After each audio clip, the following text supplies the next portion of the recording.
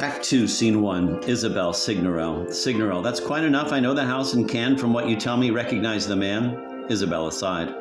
Oh, heaven be gracious now and lend your aid to the artful plot my innocent love has laid. Signorel, you've learned, I gather, that his name's Moliere. Isabel. Yes, Signorel.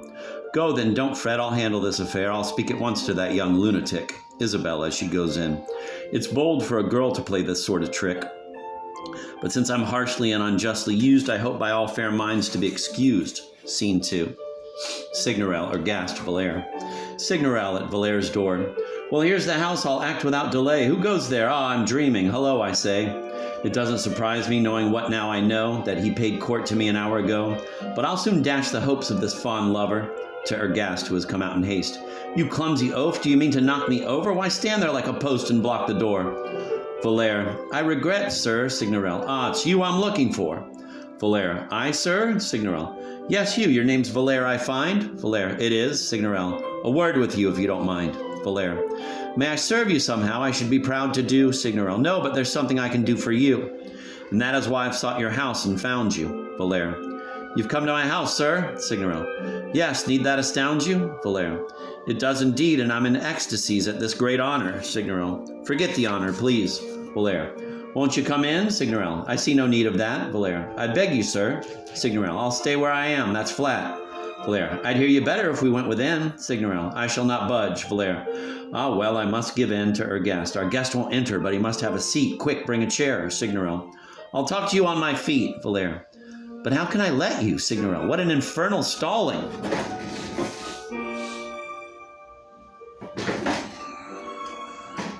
Moliere. Such incivility would be appalling. Signorel.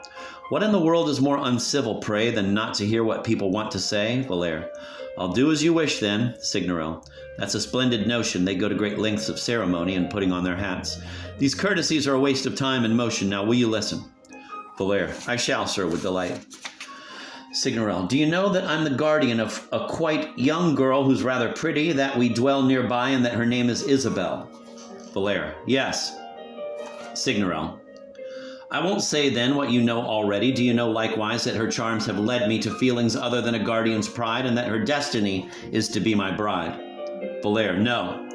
Signorel. Then I tell you so, and I bid you cease your warm advances and leave the girl in peace. Moliere.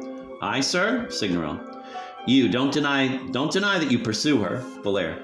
Who told you then of my devotion to her? Signorel. People whose testimony one can credit. Moliere. But who? Signorel. She herself. Moliere. She? Signorel. She. That's twice I've said it. That good young woman who since she was small has loved me came just now and told me all. And charged me furthermore to let you know that when of late you've dogged her footsteps so, her heart which your attention scandalize.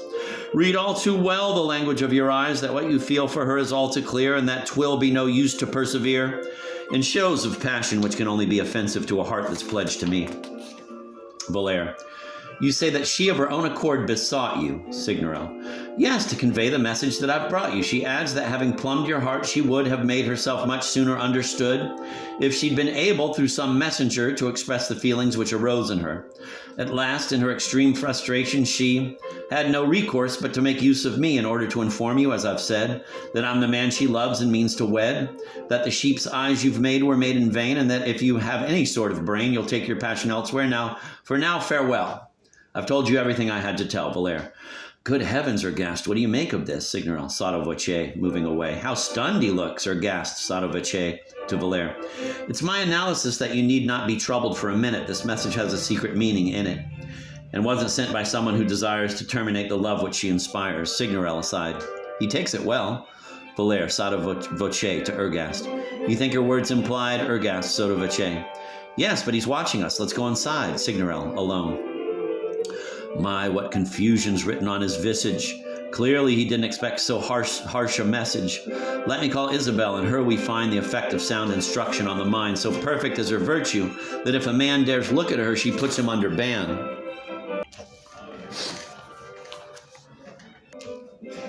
Scene 3, Isabel, Signorel. Isabel, sotto voce, as she enters.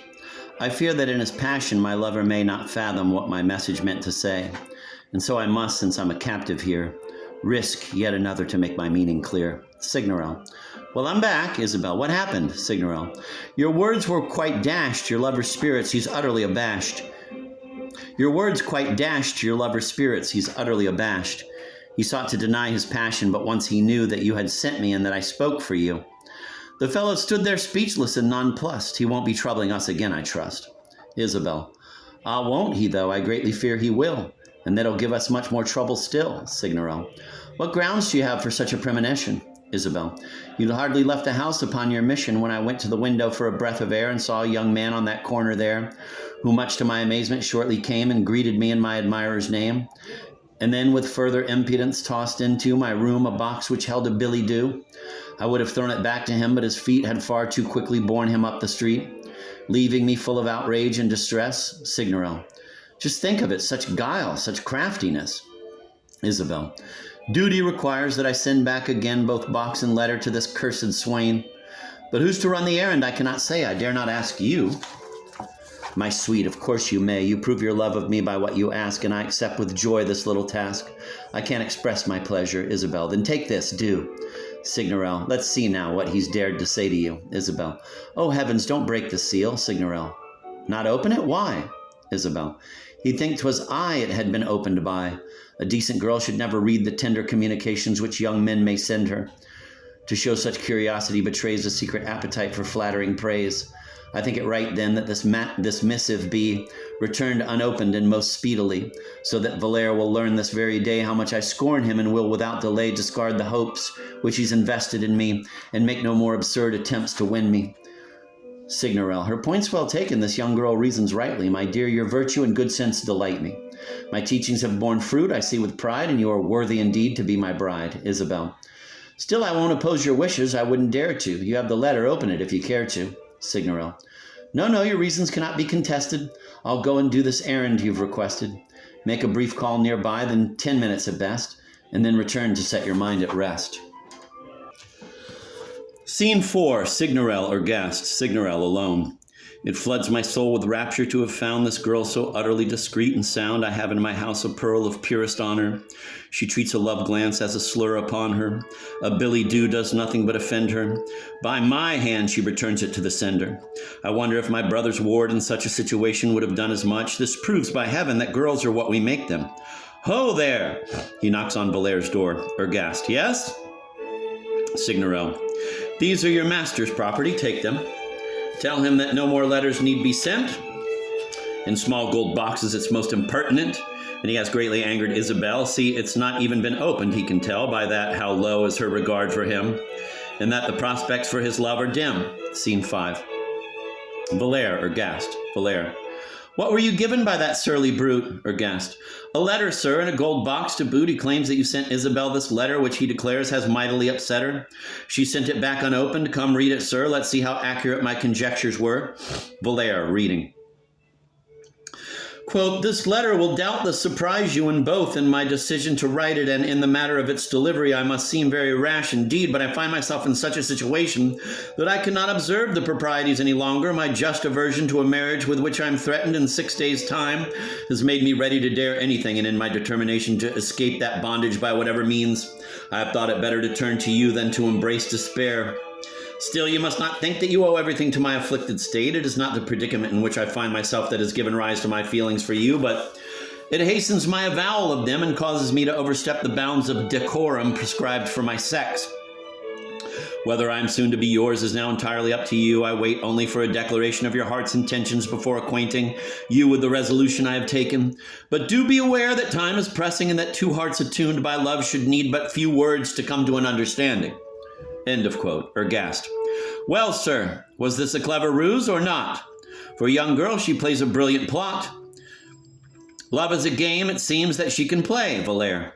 Oh, she's adorable in every way. This evidence of her wit and warmth of heart doubles my love for her, which had its start when first her beauty caused my head to swim. Ergast. Here comes our dupe. Think what you'll say to him.